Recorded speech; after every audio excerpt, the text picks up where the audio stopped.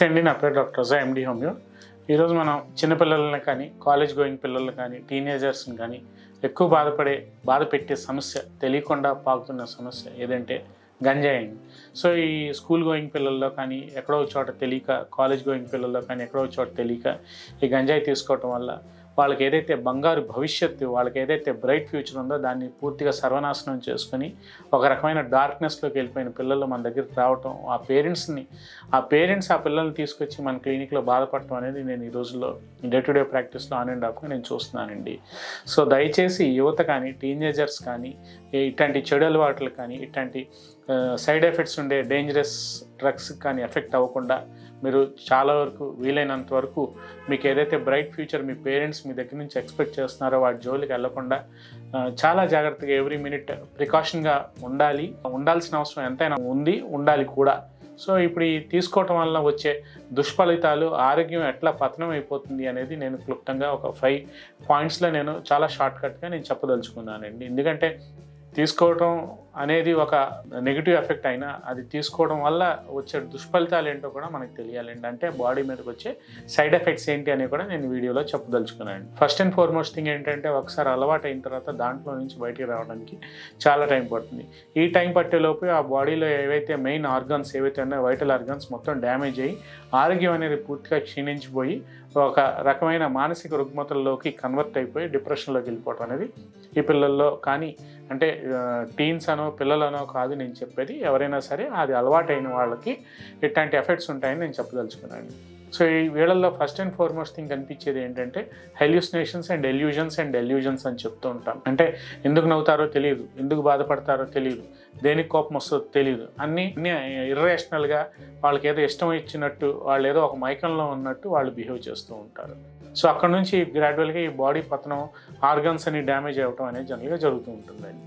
So ఏదో తెలుసో తెలియని వయసులో ఒక చిన్న పొరపాటు చేసి దానికి ఎడిక్ట్ అయిపోయి వాళ్ళ బ్రైట్ ఫ్యూచర్ని మొత్తం పాడు చేసుకుంటున్నారండి. ఇట్లాంటి పిల్లల్ని నేను చూస్తున్నాను.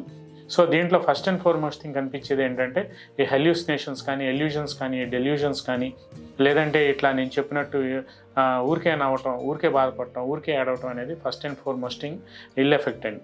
అక్కడ నుంచి గ్రాడ్యువల్గా ఏమవుతుందంటే వీళ్ళకి ప్రాపర్గా నిద్ర అనేది పట్టదు, మొత్తం నిద్రకు దూరం అయిపోతూ ఉంటారు. అంటే స్లీప్ డిస్టర్బెన్స్ అనేది స్టార్ట్ అయిపోతుంది. స్లీప్ డిస్టర్బెన్స్ స్టార్ట్ అయిన తర్వాత గ్రాడ్యువల్గా ఇదంతా స్టమక్ మీద ఎఫెక్ట్ అయ్యి గ్యాస్ట్రైటిస్ రిలేటెడ్ కంప్లైంట్స్ అనేవి స్టార్ట్ అవుతూ ఉంటాయి. అక్కడ నుంచి వైటల్ ఆర్గన్స్ అన్నీ ఎఫెక్ట్ అవుతూ ఉంటాయి. ఏవైతే మనకి డైజెషన్ ప్రాపర్గా, అసిమిలేషన్ అవన్నీ, మెటబాలిజం ఏదైతే మనకి రెగ్యులర్గా ప్రక్రియ, అంటే మెటబాలిక్ యాక్టివిటీస్ ఏవైతే మన బాడీలో టైం టు టైం ఏవైతే జరగాలో ఆ మెటబాలిక్ యాక్టివిటీస్ అన్నీ డిస్టర్బ్ అయిపోతూ ఉంటాయి. సో అక్కడ నుంచి గ్రాడ్యువల్గా ఎప్పుడైతే ఈ మెటబాలిక్ యాక్టివిటీ అనేది డిస్టర్బ్ అయిందో గ్రాడ్యువల్గా బేసల్ మెటబాలిజం రేట్ అని చెప్తుంటాం, బాడీ మెటబాలిజం రేట్ అని చెప్తూ ఉంటాం. ఎప్పుడైతే ఇవన్నీ డిస్టర్బ్ అవుతాయో గ్రాడ్యువల్గా ఇది ఒకానొక దశలో బాడీలో ఉండే హార్మోన్స్ మీద కూడా ఎఫెక్ట్ అయ్యే ఛాన్స్ ఉంటుందండి. ఎఫెక్ట్ అయ్యే ఛాన్స్ 100% ఉందని నేను ఈ వీడియోలో చెప్పదలుచుకున్నాను.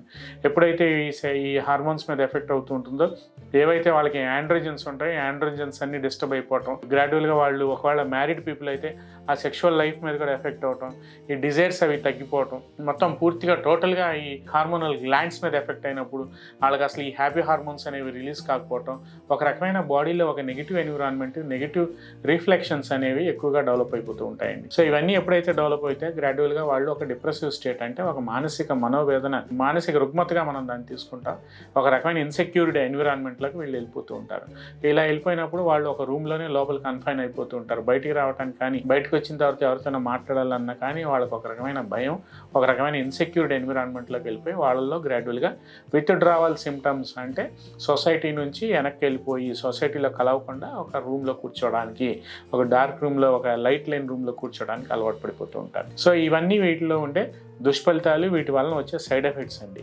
సో ఇవన్నీ ఏంటంటే జనరల్గా ఇట్లాంటి పిల్లలు మన దగ్గరికి, ఇట్లాంటి ఎఫెక్ట్ అయిన వాళ్ళు మన దగ్గరికి వచ్చినప్పుడు జనరల్గా వీళ్ళకి మన హోమియోపతిలో మనం చేయగలిగే ట్రీట్మెంట్ ఏంటంటే, హోమియోపతిలో ఏ మెడిసిన్ ఇచ్చినా త్రూ కాన్స్టిట్యూషనల్ అప్రోచ్ ఇస్తాం కాబట్టి, సో వాళ్ళకి అసలు మైండ్ లెవెల్లో వాళ్ళకి ఎలా ఎఫెక్ట్ ఇంటెన్సిటీ ఎలా ఉందో అనేది మొత్తం మనం ఒకసారి కేస్ స్టడీ అంతా చేసిన తర్వాత గ్రాడ్యువల్గా కాన్స్టిట్యూషనల్ మెడిసిన్ ఇచ్చి చాలా వరకు, అంటే 100% అని నేను చెప్పను కానీ ఒక 50 to 60%, మ్యాక్స్ ఒక 70% వరకు through medicine without any side effects వాళ్ళని హోమియోపతిక్ మెడిసిన్ ద్వారా కూడా ట్రీట్మెంట్ చేయొచ్చు అని నేను చెప్పదలుచుకున్నానండి.